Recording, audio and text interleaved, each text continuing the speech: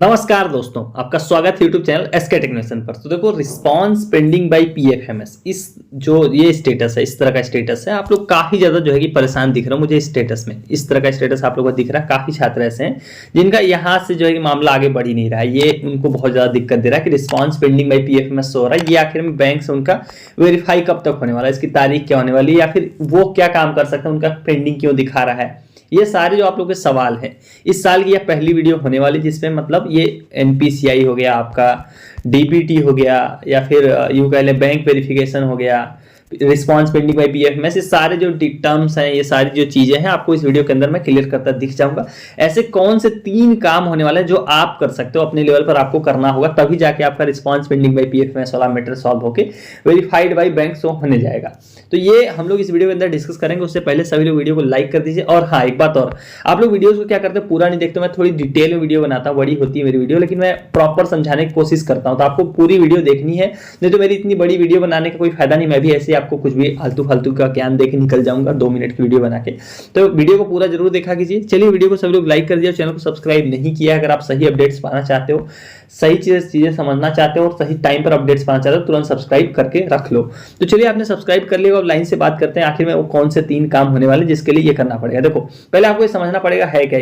4 number जो point है, ये अकाउंट वेरिफिकेशन का स्टेटस दिखाता है रिस्पांस पेंडिंग बाय पीएफएमएस। मतलब यहाँ पर जो अगर आपका फॉर्म है, जैसे मान लो आपने फॉर्म में जो बैंक डाला है वो वेरीफाई हुआ या नहीं हुआ पीएफएमएस के द्वारा, ये चीज दिखाता है। मतलब कि आपकी जानकारी, एनपीसीआई मैपिंग, ये सारी चीजें होनी चाहिए। वही जानकारी ये चेक करता है, उसी के हिसाब से यहाँ पर डिटेल दिखाता है। लेकिन बहुत ज्यादा लोगों का रिस्पांस पेंडिंग बाय पीएफएमएस है, जबकि होना क्या चाहिए, होना चाहिए वेरीफाइड बाय बैंक। यह चीज होनी चाहिए। वही आप लोग तलाश कर रहे हो कि आखिर में ये ऐसा क्यों नहीं हो रहा है। देखो, इसमें आपको क्या करना पड़ेगा, सबसे जो पहले नंबर का काम है, सबसे 1 नंबर का काम है, वो आपको चेक करना पड़ेगा ऑनलाइन जो आपकी है एनपीसीआई मैपिंग। एनपीसीआई मैपिंग ही सबसे ज्यादा इंपॉर्टेंट पार्ट है इसमें। देखो, एनपीसीआई मैपिंग का मतलब क्या होता है। एनपीसीआई आप सभी को पता है, national payment corporation of India. यह एक तरह का मतलब वो है सिस्टम है। एनपीसीआई में क्या होता है, एक जो है कि बैंक लिंक हो सकता है, मैक्सिमम एक ही बैंक इससे आप लिंक करा सकते हो। अभी मैं आपको डिफरेंस भी समझाऊंगा आधार सीडिंग में और आधार मैपिंग में। ये बड़ा कंफ्यूजन करता है आप लोगों को, ये दोनों अलग अलग चीजें होती हैं।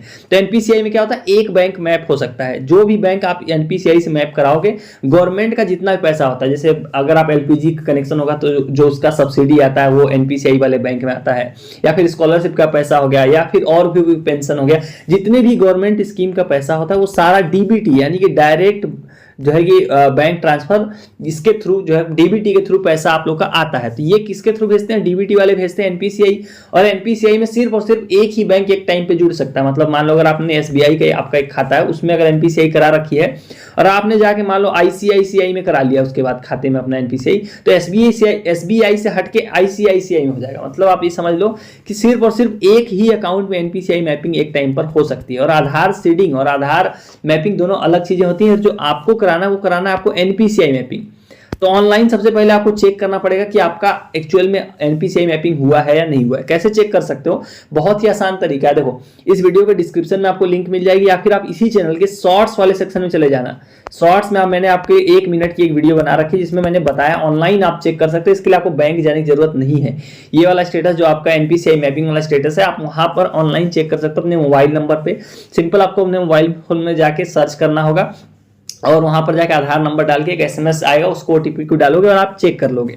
तो उस स्टेटस को सबसे पहला काम तो आपको वही चेक करना है। वहां पर देखो, जब चेक करोगे तो सबसे जो आपका मेन चीज है कि इसी तरह से देखो, वहां पर चेक होने के बाद दिखता है, एक छात्र ने जो है टेलीग्राम चैनल पर इसको शेयर किया, टेलीग्राम ग्रुप पर। तो अगर आपका इस तरह से स्टेटस दिखना चाहिए, कैसा, देखो क्या लिखा है, congratulation your Aadhaar bank mapping has been done. मतलब कि आधार बैंक की आपकी मैपिंग हो गई है। बैंक का नाम आपको यहाँ देखने को मिलेगा कि कौन से बैंक में आपकी मैपिंग हुई है। और इंपॉर्टेंट चीज कि बैंक का जो सीडिंग स्टेटस है वह भी एक्टिव होना चाहिए। यहां पर देखिए किस तारीख को कराया लास्ट अपडेट, वो भी यहां पर दिखेगा और ये एक्टिव होना चाहिए और यहां बैंक का नाम आना चाहिए।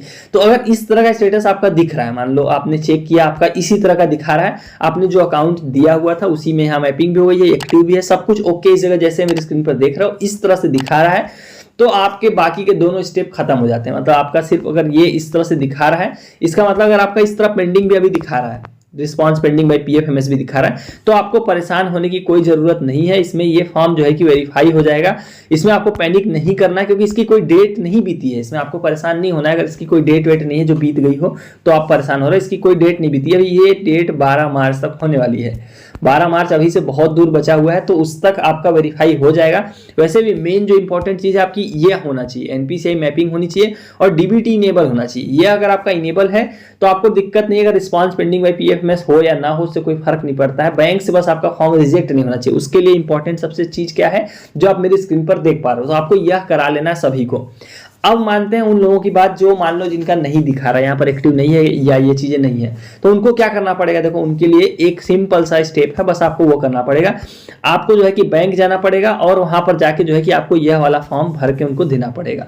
देखो आप मेरी स्क्रीन पर फॉर्म देख पा रहे हो, यही फॉर्म वो लोग देंगे, या चाहो तो आप इसको टेलीग्राम चैनल से ले सकते हो, हमें डाल दूंगा, आप लोग कमेंट कर देना चाहिए तो यह वो फॉर्म है जो आपको भर के, देखो क्या क्या यहाँ पर देखो ब्रांच का नाम लिखना पड़ेगा, यहाँ बैंक का, यहाँ डेट लिखनी पड़ेगी, यहाँ आपको अपना अकाउंट नंबर, आपका नाम यहाँ लिखना पड़ेगा, सारी डिटेल।